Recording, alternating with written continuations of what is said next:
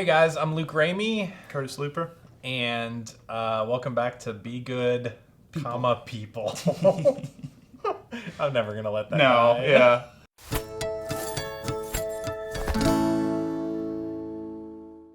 Curtis, I've just at the river. I'm on staff at the river. I did a midweek class. Mm-hmm. All right,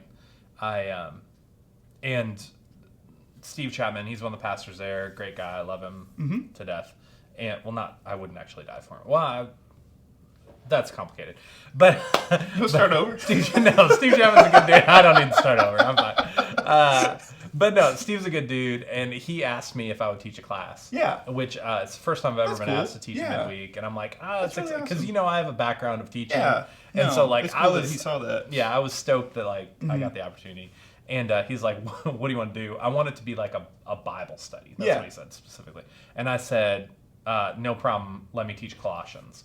And this is why I love Colossians. And I always come back to it. In the whole 66 books of the Bible, right? I think actually You're the one teaching. Yeah, I'm making this stuff up. But in the whole collection that is the Bible, Colossians is a book that always screams at me because it talks about Jesus being the foundation of our faith. Yeah. And that's kind of what I was hoping we'd talk about. Yeah. And have a conversation about. Yeah. In this.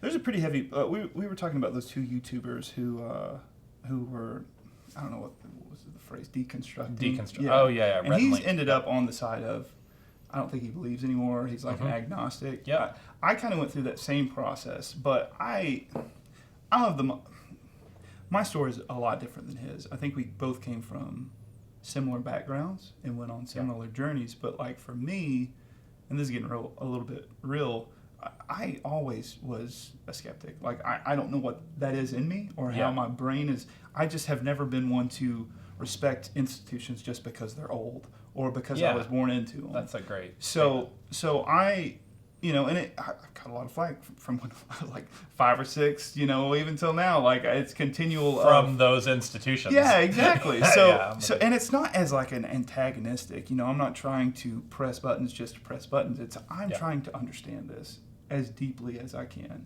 and there's got to be a purpose to this stuff. So for me, what you had just said is a little that's what I wanted to get to was foundations of faith. Yeah. And what he was saying in his deconstruction, he referenced this book, I think it's The Bible, Rocks, and Time. Okay.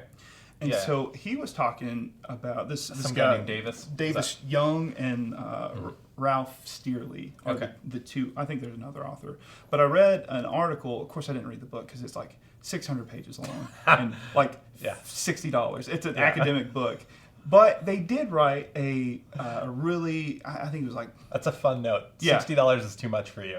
We've found. And I was looking. I'm an audiobook guy. So I was looking, and they don't have it on audio. Yeah. So I'm like, what else? And I found an article that they wrote together, and it took the highlights of what they're saying. And usually those are pretty good. It was an 8-page essay, and I can get whatever idea you're trying to put across with that, because with academia books, a lot of it's just filler stuff. Footnotes. You know what I mean? Yeah. So what they said was, and I wrote a few things down, and it was, they were talking about how the world, they're geologists, and they're talking about as Christian geologists, it's a real struggle for them to be scientific while having this evangelical faith that tends to reject science. Yeah. And as I was reading this, my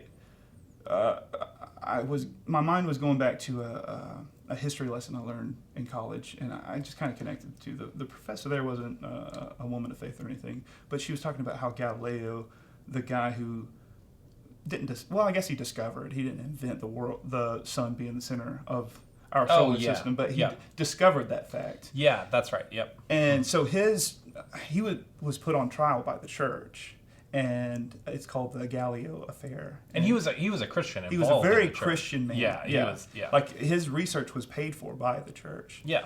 And so as a lot of science was. Yeah, I mean originally the and church. arts. The church was basically what the government is now. It's this institution that a lot of people put money into, Yeah. and then they fund research. They do this and that to make people's lives. I'm not real deep into how the history of that or the intricacies or the bureaucracy of the time. But that was in a person who has limited knowledge of it. That's kind of the lesson I pulled from it. Was that's how they were. So he did his research, and like 1616, he discovered like the tides kind of proved that the Earth was moving. Yeah, tides going in and out. Mm-hmm. And the moon around it, and it going around the sun, like it all kind of ran the same way certain times of the year, depending on where we were in proximity. There was to the relation sun. to what was happening in space, or beyond to what was happening on Earth. But the main point was that the Earth is moving. Yeah. And I think I wrote down in 1619 he was looking at comets and how they relate to Earth, and he had published some stuff saying that comets were another reason that the Earth was not the center of the universe. And the problem with that was that the church said, and it was reinforced with biblical verses, that the Earth was the center of the universe. Yeah. So he publishes his work. Puts you in an interesting spot. Yeah, exactly. As a Christian man going against the fact that was your foundation of a church. And so in 1632, he publishes this work called Dialogue Concerning the Two Chief World Systems. And in that, he says that it's a heliocentric. It's obvious. It's so obvious to anyone who cares to look. Yeah. And the church still pushed back. And they put him on trial. They found him vehemently suspect of heresy. So, and his punishment was he was put on house arrest until he died, which happened to be 10 years. But the hypocrisy of it was that the church had been using that sort of heliocentric model to make calendars that were more accurate, which is like a lunar calendar or whatever we have now. Exactly, and the Farmer's Almanac is on. It comes directly from what the church was doing back then. Yeah. So it's just funny to look back at that, and I remember in that session thinking, "Oh, that's so obvious. Those men were so weak in their faith." But that's easy for me to say. That's easy. 600 years later. Yeah. Or 400. Yeah. Your math skills. I'm just really bad there. But 400 years later. I'm an English major. This is all laughable. This is exactly. Laughable to us. And I think that's an interesting thing. So something that was foundational in the church, the church that I'm still a part of. Yeah. Something foundational in the church is laughable now that they even held the belief. But these men were so just in it. And it's not like it was just something that was assumed. Like they went to Scripture and found these, like, I've got one pulled up here. It's like 1 Chronicles 16:30, Psalms 93:1, 96:10, 104:5, Ecclesiastes, Job, and all of them say this one line is that he has set the world firmly in place and it won't be shaken. So what do we do with that? Like, that's in the Bible. Well, see, and that's 400 years later looking back. I don't need that verse to mean that the earth is the center. But at their time, they were looking at it through that lens. Their perspective had that. All we have, it's one of those things where, like, what's your foundation on? Yeah. Is it faith or is it facts? Because theirs were facts and their faith was shaken because this is what it says. They couldn't accept a perspective change on that verse from science, from outside, because their faith was built on those verses. And this episode is going to be two Christians. This is going to be talking about in the weeds stuff. Yeah. So when I say faith versus facts, like, one has to influence the other, or has to reconcile with the other. And I was having a conversation with a guy the other day, and it was saying that, and I was just saying that, faith is delusional. Like, if you look at the definition of delusion, it's the contradiction with reality. And my faith has to be not, I don't want to say steadfast, because it needs to be strong, but it needs to be fluid too, where I'm not changing my mind on stuff all the time, but I can accept new realities that come, and I don't have to, like, be on the defense of it. I can say, oh, so what if the world is not the center of the universe? does that mean that God is not real? I don't think so. I think that, I think if anything, it just makes me see what God is doing. And that's what this Davis guy was talking about in his work, is that why are we still just playing into this hand of putting our belief system based in faith, or in facts, instead of faith? Yeah. Because facts are never going to stand in the place of where faith can be.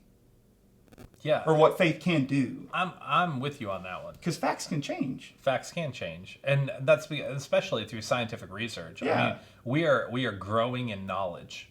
You know what I mean? Do you think that, like, not saying that Moses, well, I mean, like, Moses was a godly man. Do you think that he understood the, like, atomical structure of all the different elements and all this stuff? And did he need to know that to have a relationship with God? He did not need to know that. Of course not. Yeah. And I think that's I don't need to know that to have a relationship with God. I don't know it, I have a relationship with God. I don't need somebody, you said they were geologists, right? Yeah, yeah. I don't need someone who is a geologist to do a bunch of, like, acrobatics with the facts. Yeah, like somehow justify. We've got to explain this in a way that our belief still makes sense. I don't need it explained. And that's I think mine. I truly believe. Again, we're in the weeds as being Christians, but, like, I truly believe that Jesus was redemptive, came to earth, died on a cross, and rose again. Like, I firmly believe that as a Christian. Regardless of the facts. Right. Like, that's the thing. Yeah. Like, it is a faith I have, and I'm sure, and when the facts contradict that, if they do, I don't know that I've encountered that, but if the facts contradict that, I say, well, it probably works out somewhere. Yeah. That's my response. Like, I'm open to talk about it. I don't know, but it probably works out somewhere, because I have chosen in response to facts that may prove differently, I've said, regardless of that, I'm going to have faith in this that I believe is true. I think with faith and facts, if we let facts be the foundation, we are robbing ourselves of these revelations of science in relation to them showing us the building blocks that God used. Yeah. When we do a literal translation of stuff, these guys did a literal translation of Psalms. Psalms was written by David for the most part, and David is cited as being a man after God's own heart. Yeah. If David's poetic, then I'm going to believe that God was poetic in his relation, like, I think that's sharing fair. These. Like, Genesis wasn't written by the people who witnessed the creation of the world. Let's be real. They were written after the fact. We're talking about a translation of a translation. Like, all this stuff we're getting verbal history turned into a written history. Exactly, and we got to take ourselves out of being so literal. Or I don't say we. Like, I had to take myself outside of being so literal, because otherwise it was just smacking me in the face to where I'm trying to believe this, but I can't if I have this as my foundation. And I think, I went to, Bible college. I took a bunch of Bible college classes. And, Old Testament class, I remember it talking about what is the nature of this writing. Right. Like, because that's part of it. Like, is this poetic? You know what I mean? Is this poetic writing? Is this, like, historicity? Which, when you look at, like, the first 5 books of the Bible, it's really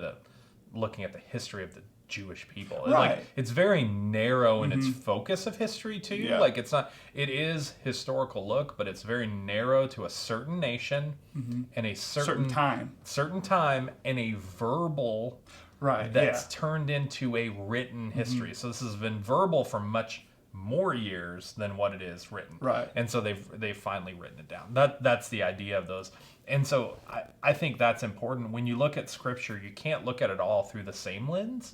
You can't look at it all as this is proven fact, this is historical record. You can't look at it that way. And so, that's my opinion, of course. But, like, I see that. And that's why, like, I kicked this off by talking about Colossians. And one of the things Paul talked about, you might not be a big Paul fan, and that's okay.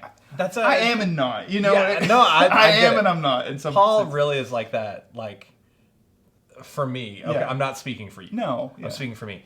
Paul is that arrogant guy that happens to be right more than he's wrong. Right. And it kind of makes me mad. Yeah. Like, dang it, you had to be right again. Yep. You know what I mean? It's that guy. So, but Paul is talking in Colossians. I don't do well with those guys. And honestly, there's debate over this. And we're not going to get into this because I'm nowhere near schooled enough to talk about it. But there's debate over Colossians being somebody else rewriting a condensed version of Philippians, I think is what it was. Okay. But they were basically just like, well, let's just pile this stuff together in a smaller context and get it there. I think I've heard a little bit of that. I'm like you, I haven't done any, but I've heard that. And I mean, who knows? Theory, Unfortunately, the video of the actual event is not available. But anyway, no one had YouTube. But Colossians is this great summary. It is really like a quick look at what do we build our faith on. Yeah. And that first chapter, and it's honestly just it's the first. You could almost throw away the last few chapters. Now I'm really in trouble. But that first chapter looks at the sufficiency of Jesus, that he is enough. He is all we need. That's it. So you can. And it's not a throwing away of the Old Testament or a throwing away of anything else. It's just it sums up all of it. Yeah. So Jesus is a summation of it. He is enough. He is sufficient for specifically, in a Christian's life, salvation, when you say living a good life. And then he's also, the other thing it mentions, and then I'll let you speak there. The other thing it mentions is the supremacy of Jesus. That he is above and before. And I think those are the big things, above and before. And we see it in John chapter 1. John speaks to it, talking about how Jesus was before. He was at creation. He's always been with God. That idea. The idea of him as the Word, As the Word, Which is, honestly, we hold that up in the church. This is something back in our door days that really had me, is that I moved into a culture and context of Fentress County. Again, no hate. But I moved into that context that really held the Bible as the fourth member of the Trinity, which is weird. Yeah. Because Trinity means three. Yeah. But I was like, literally, the thing that you're holding up as the Word of God says that something else is the Word of God. I'm not going to say where I heard this or at what time, because I don't ever want to throw anybody under the bus. It was just the idea from this speaker, and he was talking about John 1, and he was saying the Word became flesh. Just like this Bible, it's wrapped in leather. That's flesh. I'm like, they're talking about Jesus. They're talking about Jesus, man. Like, what are you talking about? The Bible. And I'm not going to, everything I know about faith comes from the Bible. Absolutely. I'm never going to advocate for throwing it out. Everything we know about Jesus came from the Bible. Exactly. So I'm never going to advocate throwing out. But that was clearly talking about, like, Jesus. The Bible didn't die on a cross for me. The Bible can't translate God's needs to me or his wants for me like the Holy Spirit can. So I understand what you're saying when we're talking about the Trinity. Like, it's the Bible. And I want to go back to what you were saying with Jesus being sufficient. Yeah. Because you look at, it's really hard for some people to reconcile, like, the New Testament with the Old Testament. And when you say sufficient, like, you look back at Isaiah, and he's talking about if anyone changes any letter of the law, then you can know that they're a false prophet. Yep. And when Jesus comes through and says, I have fulfilled the law. He changes it, but like he's fulfilling it. So that makes you step back and say, what's the purpose for this? Yeah. And my wife is really into this. It's Enneagrams, I think. There's like 9 sections. And the guy who wrote it, I can't not make the joke. Yeah. I can't not make it. But wouldn't it be really disturbing if someone showed up at your house, knocked on the door to give you an enneagram? Like, I would take, a singogram. I would take, all these, but an enneagram? Where did that come from? I don't know. I've been really trying to push that joke forward. And it never lands. Well, never. I would suggest not to use that again. If I don't get that, I will justify this joke. I promise. You're still gonna take it with you. But yeah, the guy who wrote it, I'm blanking on his name. I've just got into it, into his writings. I'm always going to be bad with writers' names, by the way. I'll remember what they say. Yeah. But so me and you had been talking about, like, how do we justify different sins that we accept and what we don't accept with this, in conjunction with this foundation. Yeah. And he was saying, in his, and I don't know if it was his quote. I was looking at different quotes from him, and this one was there, but it didn't have his name on it, so I don't know if it was him or someone like him.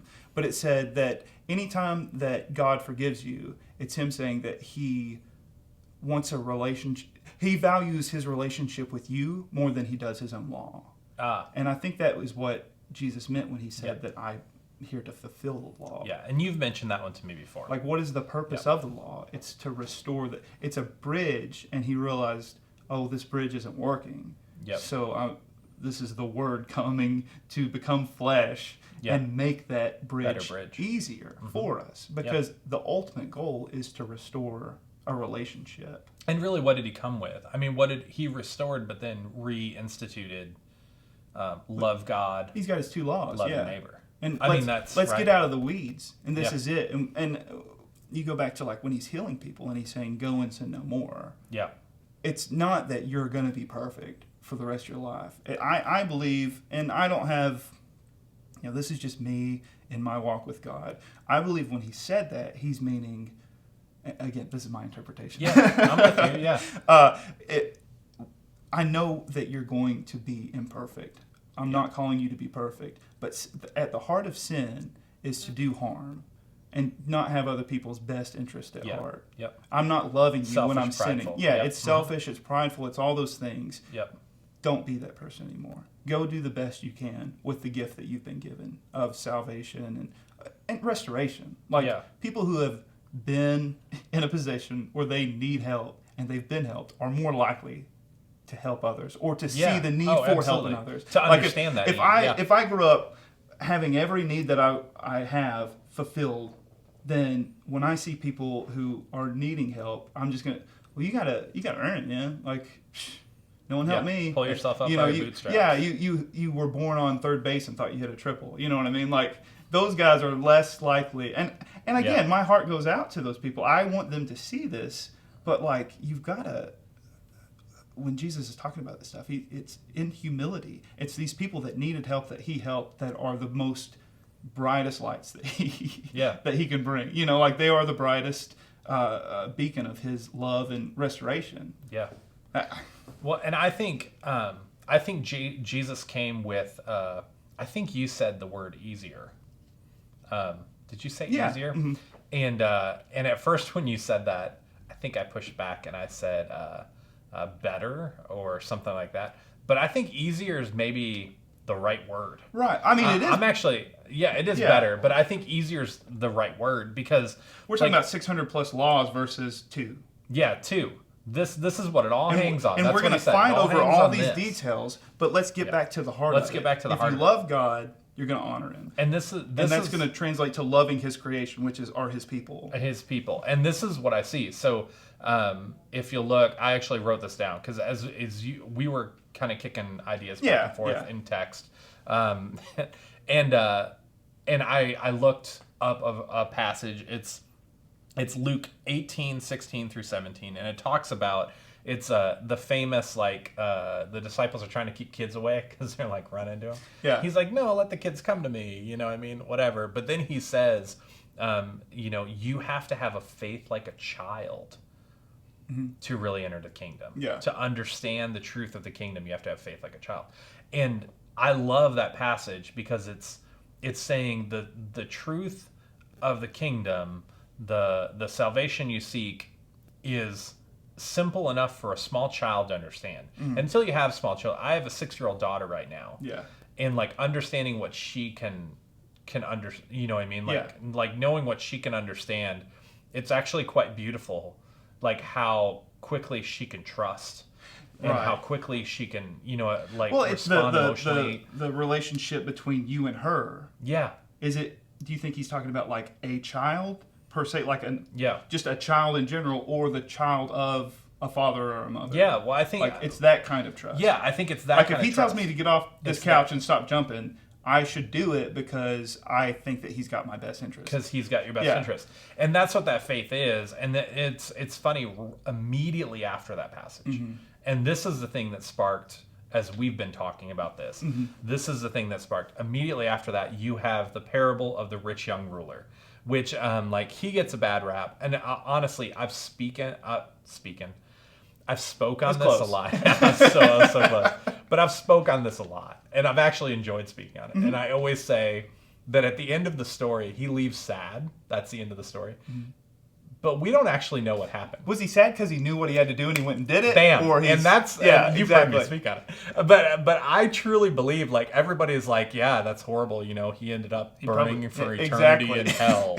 Like, you know, and like that's obviously that's the where moral every of the pastor story. goes. But I'm like, wait a minute, we don't know what happened. that. Yeah, I think he went away sad because he's like, well, I got to go do this now. I've got to unpack what like my value was me being rich, and we don't know that. But that's a different. I don't way think of going seeing away sad is like a negative against a rejection of I don't it. think it's a rejection of it. Like, I can be sad understanding that everything I've built on, the foundation that I've built on, that piece might be wrong. And I can walk away from that saying, well, I'm glad I know the right thing, but man, what is this going to do to my life, and how do I restructure? And how Isn't it awesome when you're like confronted with the idea that you've been wrong for 10 years? You know, I've been doing this wrong. Like, isn't that just such a... Aren't you just so happy when someone shows that to you? No, it's painful. Yeah, and you grow from that pain. It's okay that it's painful, and it's okay that you're sad, and it's okay that you even, like, mourn the loss of something that was so foundational. And I think that is kind of what we're talking about, looking back at Galileo and looking now at the modern church.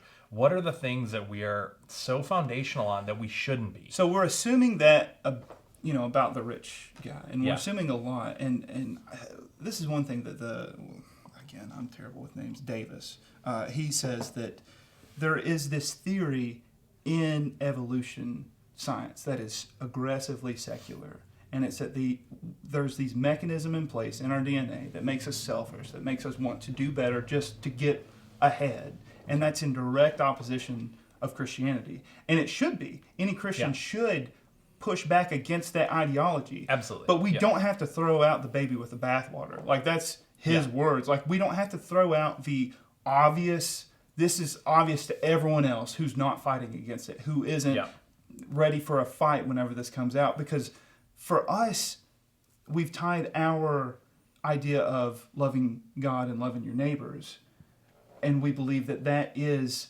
directly opposed to evolution, when it's just opposed to the big names in evolution theory. And you can have a factual thing with, like,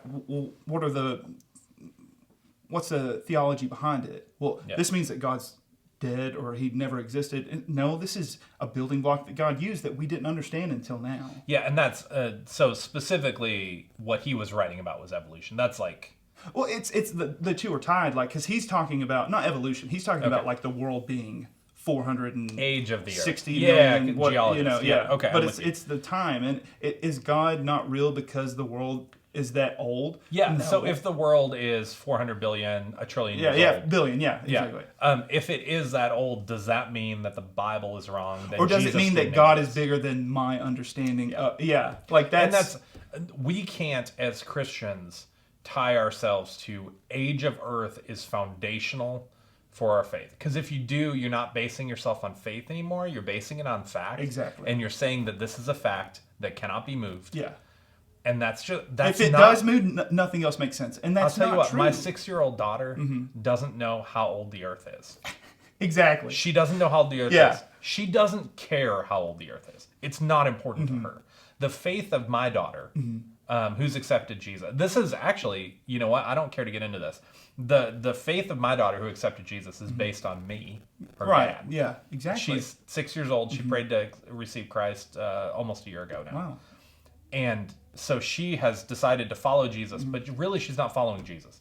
She's just following me. You following him. Who's following Jesus. Yeah. And that's, you know what I mean? And the Bible speaks plenty to faith of our fathers and stuff like that. But that's what's happening. But that's the faith that Jesus says in Luke. That's the faith that Jesus says it takes to understand the kingdom of God. Yeah. And what the kingdom is. Yeah.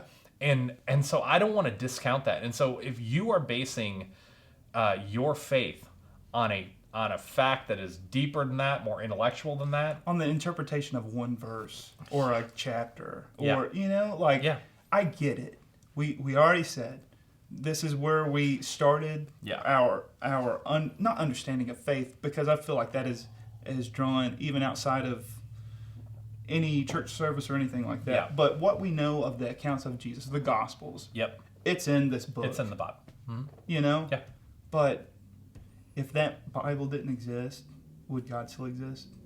Yeah. We would still. And it didn't exist. Yeah. Until Let's be not real. long ago. Exactly. In the history of the world. So that's, and again, not to discount necessarily truth claims in the Bible. Like, that's the thing. Like, I think it comes back to foundation. We're not talking about throwing out everything. We're not talking about throwing out anything. We're not talking about throwing out anything. We're just talking about how we approach it. Yeah, exactly. How you look at it and how you approach it might have to change given like scientific fact. I bet. How do you read those verses that those men knew was why the world was the center of the universe? How do we read those now? Do you look at it and say, well, guys, it's clearly in the Bible there. I believe that the world is fixed it's in what the it center says. of the universe. Yeah. No, we have evidence that says the world, is not flat, is not this just blob that God put on a pedestal and it's here. Saying that the earth is in the center of the universe is a scientific claim.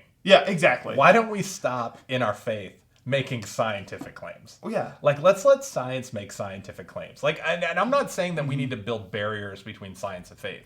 I think they can interact and they can build each other. It's clearly with this guy. I mean, he's a scientist. He's got the evidence, just like Galileo had it before him. Yeah. And we've got to, as people of faith, as people who don't hold doctorates, kind of have some trust, and also know at the end of the day, this is not going to shake my faith. And that we've talked about that before when we've talked about conversation. Yeah. We have to enter it with our defenses down a little bit. Yeah. And say, okay, well, this guy knows stuff. Mm-hmm. Let's let him inform me. Let me listen to this guy. Let me listen to him. I don't have to be the smartest person. But this is the thing. Yeah. And it goes back to where is your faith? Where is that true faith? Where's that your childlike foundation? faith? Yeah. Where is that foundation?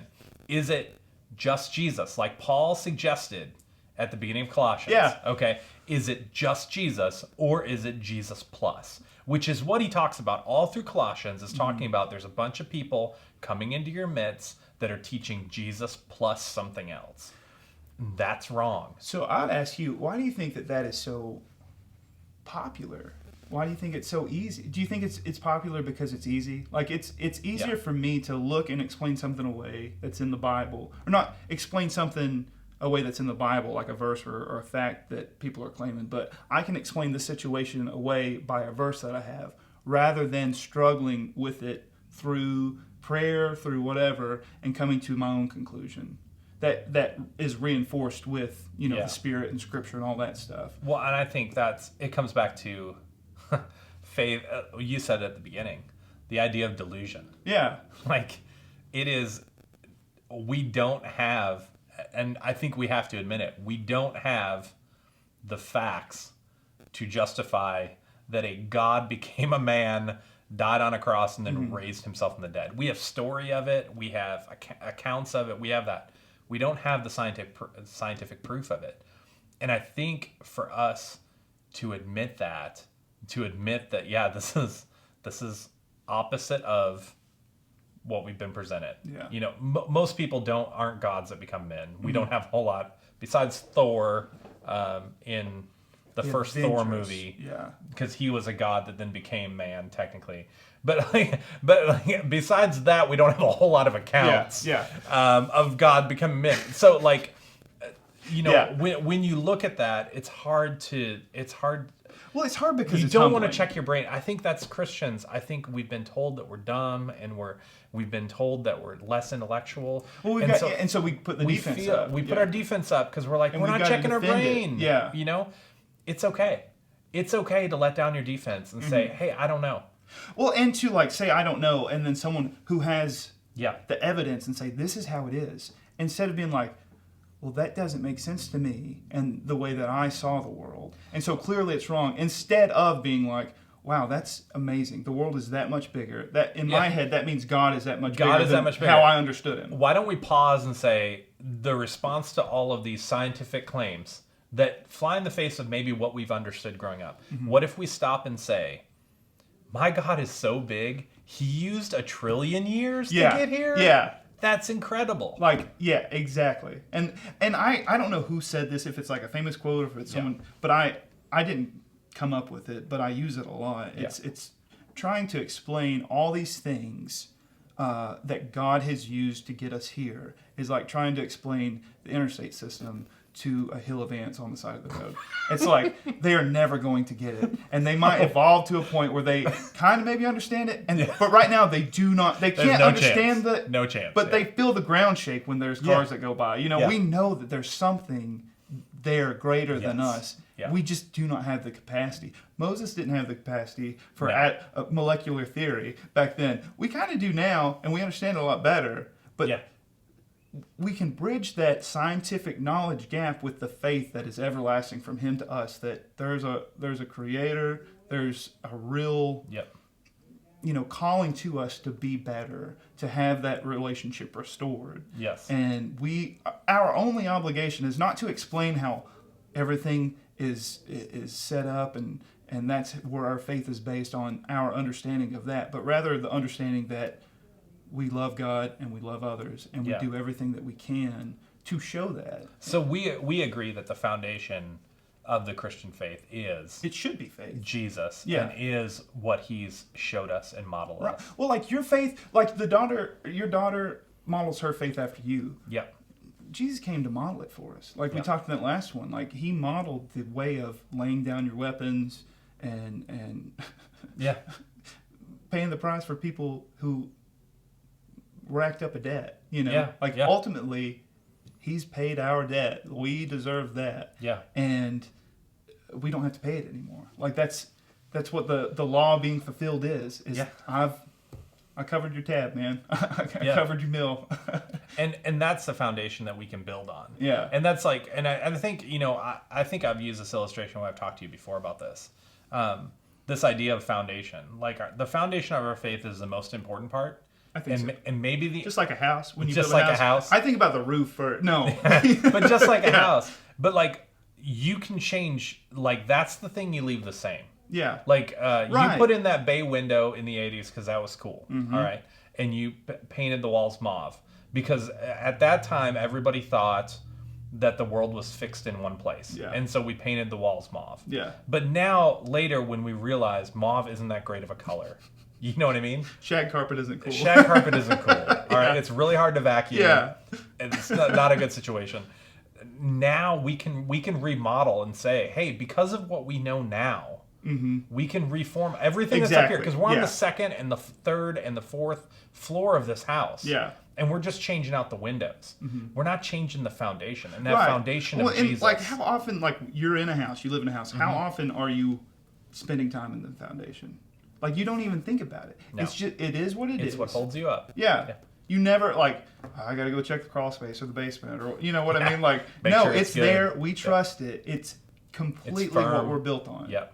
And just like these guys, their foundation is shaken because their faith, the facts stood in place of where their faith was. And when we have faith in what Jesus said and what he did for us, when your daughter is modeling her life after you, we're modeling our lives after Jesus. And that faith in that. I don't need a factoid to support that claim. I don't need a supplemental. I don't. To let me prove that I'm right. I don't need geology to line up. I don't need. I don't need a worldwide flood to be proven to happen. So many thousand years ago. Yeah. I don't need all that to line up for me to understand the foundational truth of Jesus, or to trust. Yeah, that's what I mean. To have faith in. Mm-hmm. I don't need those. My faith is not shaken when I see people. It's not. When I see these new theories coming out. Whatever it is, like I just I think it's Paul, and I like what he said is I'm paraphrasing, but it was basically marveling in the mystery of God. Yeah. Rather than trying to pull all the strings and how do these connect to each other. Yeah. I have to know. Yeah. That would be a very frustrating phase. So I feel like we're probably coming into this conversation right now, but I think it's going to spark future conversation. Yeah. And that's that if the earth being fixed in its place was the truth claim that was proven wrong let's just look back and see that the men of that time are not so like beneath us. We share a lot of the same thinking patterns as they do. Yeah. We're susceptible to the same sort of bad foundations as they are. But I would say first century Christians were also. susceptible to that. Yeah. And then we are too. Mm-hmm. So what does that mean about where we are building our faith now? What if somebody out there also engaged in this conversation? Mm-hmm. What if they are building their faith not on the foundation of Jesus, but on the foundation of Jesus plus something else, and that gets shaken, or that gets attacked, or that, they end up in a conversation saying, well, no, it has to, and we'll probably get into other, we're obviously gonna talk about things that are upsetting. The plus, Yeah. that are upsetting, Yeah. that we hate, that we're, even having to talk about maybe this isn't the way it was, or the way it is, or at least question it. It doesn't make sense. So, but how do we approach that? I don't know. Oh, well, it's like we said, with the last video, of coming into it with the statement or the mindset of, I don't truly know. Yeah. I have faith. Yeah. And I'll say it. This is my new motto: is facts cannot stand in the place of faith. Yeah, that's good. It is not meant to.